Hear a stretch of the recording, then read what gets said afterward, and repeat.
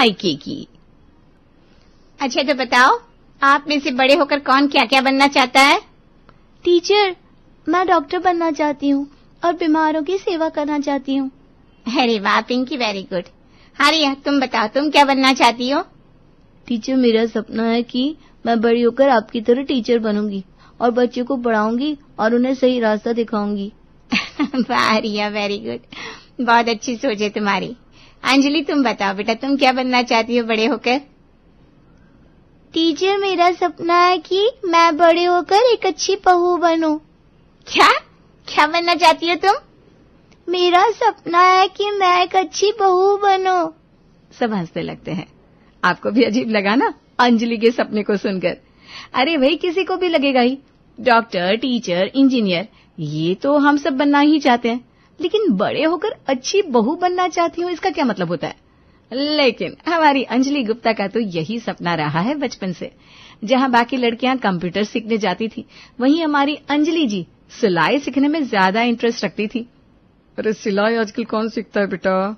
आजकल तो लड़कियां चांद पर पहुंच गई है। तो ये सब छोड़ और कंप्यूटर सीखने पर ध्यान दे। देख, तेरी सारी सहेलियां वही कर रही हैं। नहीं मम्मी, मुझे एक अच्छी बहू बनना है, पार्वती की तरह।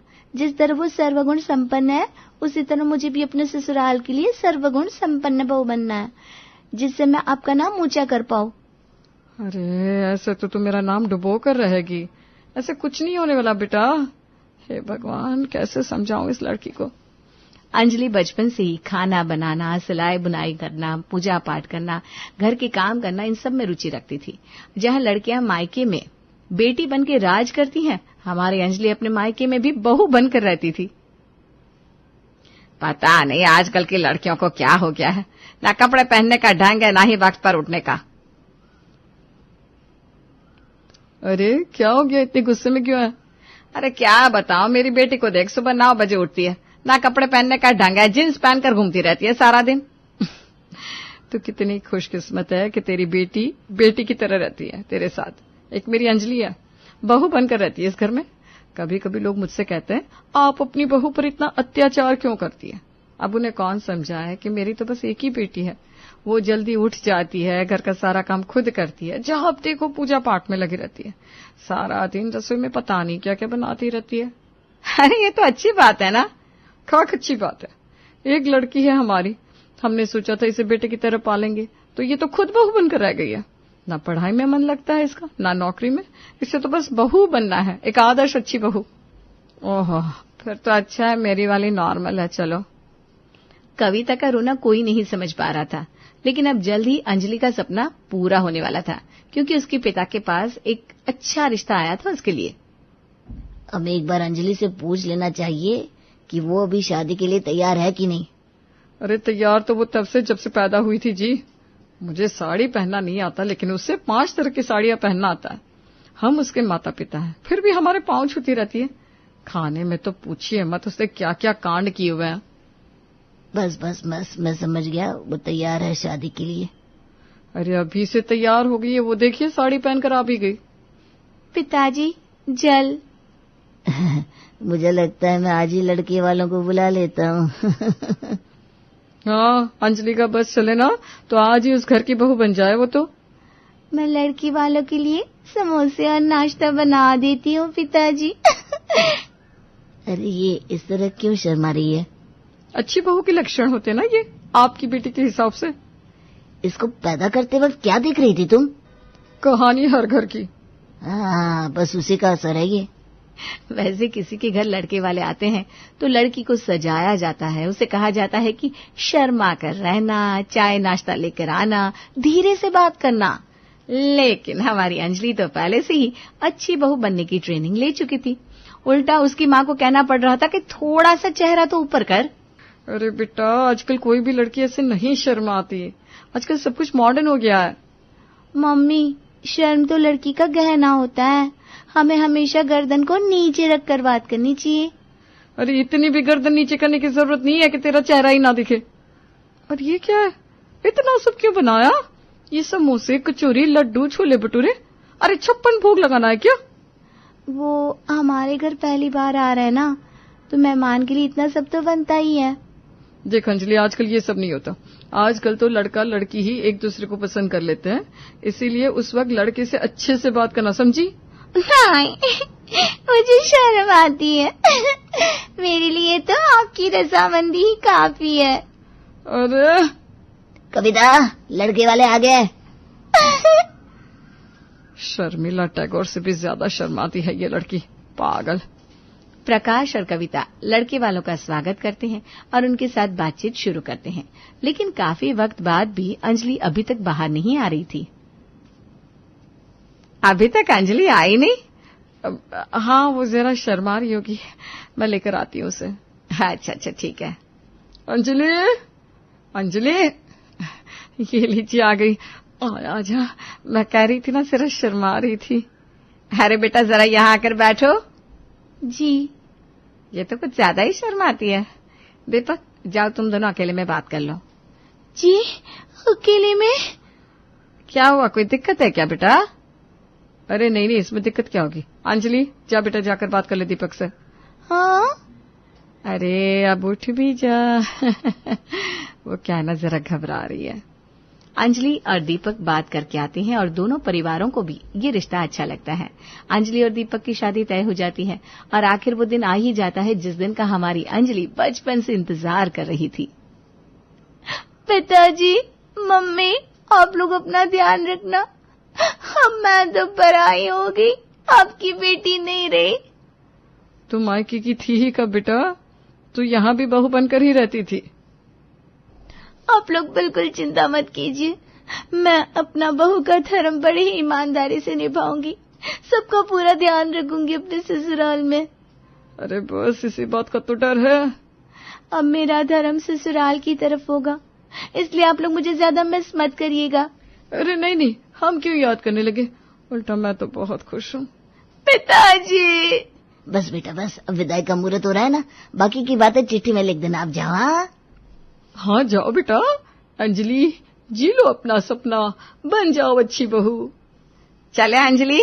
समधन जी, आप बिल्कुल चिंता मत कीजिए, हम इसे बहू बनाकर नहीं बेटी बनाकर रखेंगे। लेकिन ये फिर भी बहू ही बनकर रहेगी। कोशिश करके देख लीजिए। क्या? कुछ नहीं, मुहूर्त हो रहा है ना विदाई का। चलिए। अंजलि की विदाई हो जाती है और अब वो बन गई थी अरोरा परिवार की बहू। अब बहू बनने के बाद वो कैसे अपना धर्म और कर्म निभाती है, चलिए देखते हैं। सुबह के 4 बजे हैं। अरोरा परिवार का घर। आरती पानी लेने के लिए आधी नींद में उठी है। हाँ? ये कौन है जो आधी रात में हाथ में दिया लिए घूम रही है? कोई आत्मा तो नहीं? मम्मी को बताती हूँ। मम्मी! अरे क्या हुआ, इतनी रात को क्यों उठा रही है मुझे? मम्मी, मैं अभी पानी लेने बाहर गई थी, वहाँ कोई साड़ी पहने हाथ में दिया लिए कोई औरत घूम रही है। क्या? कौन है? अरे मुझे क्या पता मम्मी, देखो ना। तभी बाहर से घंटी की आवाज आने लगती है। ये आवाज कैसी है? देखो, सब लोग उठ गए। और ये आवाज कैसी है इतनी रात को? चलो सब लोग साथ चलकर देखते हैं। घंटी की आवाज से घर के सब लोग बाहर आ जाते हैं और जब पास जाकर देखते हैं तो वहां और कोई नहीं, अंजलि हाथ में दिया लिए आरती कर रही थी। अंजलि, तुम इतनी सुबह सुबह क्या कर रही हो? प्रणाम दीदी, प्रणाम पापा जी, प्रणाम माँ जी, प्रणाम जी। अरे बस, लेकिन तुम इतनी रात को यहाँ क्या कर रही हो? अरे माँ जी, रात नहीं है, सुबह के 4 बज रहे हैं, इसलिए मैं एक अच्छी बहू की तरह घर में आरती कर रही हूँ, जिससे घर में बरकत आए। अंजलि, हम कल शादी से 2 बजे आए हैं और तुम सुबह 4 बजे उठकर ये सब कर रही हो। अभी जाकर सो जाओ प्लीज, हमारे घर सब लोग 8 बजे उठते हैं। क्या 8 बजे? नहीं, एक अच्छी बहू का फर्ज है कि वो परिवार की सेहत का ध्यान रखे, इसलिए आज से मैं आप सबको सुबह 5 बजे ही उठा दिया करूंगी। क्या? सुबह 5 बजे? हाँ जी, चलिए अब सब लोग नहा लीजिए, उसके बाद हम आरती करेंगे। चलिए। माँ, ये तो कुछ ज्यादा ही आदर्श बहू निकली, अब क्या होगा आपका? पता नहीं। अंजलि ने आते ही सबको 5 बजे सुबह उठा दिया और उसके बाद सबके लिए चाय की कप लेकर आ गई। ये लीजिए माँ जी। लाओ भाई, सुबह अदरक वाली चाय पीने का मजा ही कुछ और है। ये चाय की कप जरूर है, लेकिन इसमें अदरक वाली चाय नहीं बल्कि अदरक वाला काढ़ा है। ये क्या है? ये तो बहुत ही कड़वा है। अरे पापा जी, आपकी सेहत के लिए बहुत अच्छा है। एक अच्छी बहू अपने परिवार का ध्यान रखती है, जैसे मैं रखने वाली हूँ आप सबका। मम्मी, मुझे ऐसा क्यों लग रहा है कि हमें आदर्श बहू नहीं बल्कि थोड़ी बिगड़ैल बहू लानी चाहिए थी। बेटा अब तो मुझे भी ऐसा ही लग रहा है। मुझे तो अपने ससुराल की याद आने लगी है। अंजलि का आदर्श बहू बनने का सपना अब जाकर पूरा हो रहा था, जिसे उसे तो बड़ा मजा आ रहा था, लेकिन बाकी सबके लिए शायद ये सजा बनता जा रहा था। नहीं मम्मी, मुझे अपने ससुराल की बड़ी याद आ रही है, मैं जा रही हूँ। अरे रुक जा बेटा, इसकी सेवा से तो मैं खुद बौखला गई हूँ। थोड़े दिन रुक जा बस। अरे माँ, ये आपकी आदर्श बहू सुबह सुबह उठा देती है, उसके बाद नहाने को बोलती है, पूजा करवाती है, काढ़ा पीने को देती है, कसरत भी करवाती है। नहीं, अभी पता नहीं नाश्ते में क्या ही देने वाली होगी। मम्मा प्लीज मुझे जाने दो। देख, तू अंजलि को छोड़, लेकिन अपनी माँ की बात को मान प्लीज। दीदी, आप मेरी वजह से घर छोड़कर जा रही हैं? नहीं दीदी नहीं, आप मुझ पर ये पाप मत चढ़ाइए प्लीज दीदी। अरे अंजलि, ऐसा कुछ नहीं है, देखो तुम। नहीं दीदी, अगर मुझसे कोई गलती हो गई है तो मैं आपसे माफी मांगती हूँ। आप मेरी बड़ी बहन की तरह हैं। आप अगर यूं गुस्सा होकर चलेगी तो मुझे पाप लगेगा दीदी, पाप। मैं इस पाप को कभी धो नहीं पाऊंगी दीदी, प्लीज रुक जाइए प्लीज। अरे माँ, कौन ऐसे ये क्या करी है? मेरे पैरों पर गिर पड़ी है। आस पास वाले मुझे विलन समझेंगे कि मैं नई दुल्हन पर अत्याचार कर रही हूँ। मम्मी बोलो ना ऐसे कुछ। अरे अंजलि बेटा उठो, ऐसा कुछ नहीं है। नहीं माँ जी, मुझसे जरूर कोई गलती हुई होगी, इसीलिए दीदी मुझसे नाराज होकर अपने ससुराल वापस जा रही है। नहीं दीदी, मैं आपके पाँव नहीं छोड़ूंगी तब तक जब तक आप मुझे माफ नहीं कर देती। आप कहेंगी तो मैं आपके सामने नाक रगड़ने को भी तैयार हूँ। अरे माँ, क्या कर रही है ये? अरे क्या चल रहा है यहाँ? सारे पड़ोसी कह रहे हैं कि हम नई दुल्हन पर अत्याचार कर रहे हैं। आरती क्यों कर रही हो ऐसे? अरे मैं तो बस अपने मायके जा रही थी पापा, और ये अंजलि की। नहीं दीदी नहीं, मैं इस घर को टूटने नहीं दूंगी, आप नहीं जा सकती। हाँ नहीं चाहती हूँ, मैं नहीं चाहती हूँ, बस अब पैर छोड़ दो मेरा। पक्का? हाँ पक्का। ठीक है दीदी, और अगर मुझसे। अरे कुछ ही नहीं हुआ मेरी माँ, तुमसे कुछ नहीं हुआ। तुम जाओ, सबके लिए नाश्ता बनाओ प्लीज। ठीक है दीदी, जैसा आप कहें। मम्मी, ये क्या आफत ला दी आपने? अरे मुझे क्या पता था कि अंजलि के रूप में पार्वती निकलेगी। आदर्श बहू अंजलि अपने ससुराल वालों का बेहद ही अच्छे से ख्याल रख रही है, उसके हिसाब से। बाकी आप खुद समझ लीजिए कि उसके ससुराल वालों की क्या हालत होगी।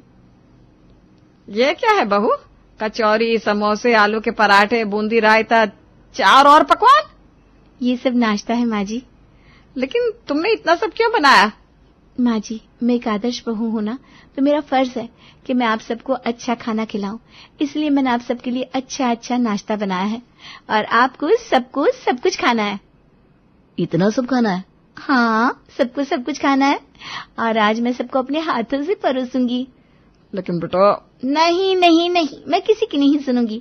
चलिए खाइए। दीदी आप भी लीजिए, ये लीजिए माँ जी, 2 कचौरियां तो आपको खानी ही पड़ेगी, और समोसे भी। पापा जी आप तो कुछ भी नहीं ले रहे हैं, लीजिए ना। अंजलि सबको बार बार परोसती जा रही थी खाना, और अब तो सब पेट पकड़ कर बैठ गए। बस मुझसे बहुत नहीं खाया जाएगा। मुझे रात तक अब खाना देखना नहीं चाहिए। मुझसे तो अब उठा भी नहीं जा रहा है। अरे आप सब कहाँ जा रहे हैं? अभी तो मीठे में हलवा बाकी है। और सब लोग भाग जाते हैं। अंजलि की खातिरदारी से अब सब लोग बड़े ही परेशान हो चुके थे, इसलिए साधना अब सोच रही थी कि अंजलि को कुछ ऐसा बोलना पड़ेगा जिससे वो ये सब करना छोड़ दे। आ रही है माँ, वो आ रही है, शुरू हो जाओ। हाँ आरती, मैं सच कह रही हूँ, मुझे ऐसी लड़कियां पसंद है जो ठीक ठाक बहुएं हो, ना कि आदर्श बहू हो जो बस सिंपल सा खाना बनाए, 8 बजे उठे और सारा दिन ना मेरे आगे पीछे ना घूमे। क्या बात कर रही है माँ, आपको ऐसी लड़कियां पसंद है? मुझे तो पता ही नहीं था। पर हमारी अंजलि तो बिल्कुल ऐसी नहीं है। हाँ, अब क्या कर सकते हैं, लेकिन वो ऐसी होती ना तो मुझे सच में ज्यादा पसंद आती।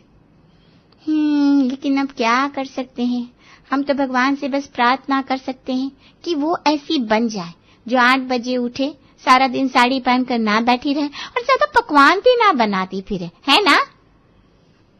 देख, अब उसने सुन लिया ना, अब वो ऐसी बहू बन के रहेगी जो उसकी सास को पसंद आए, देख लेना तुम। वाह माँ, क्या आइडिया निकाला आपने। अब अंजलि वैसी बहू बनने की कोशिश करेगी।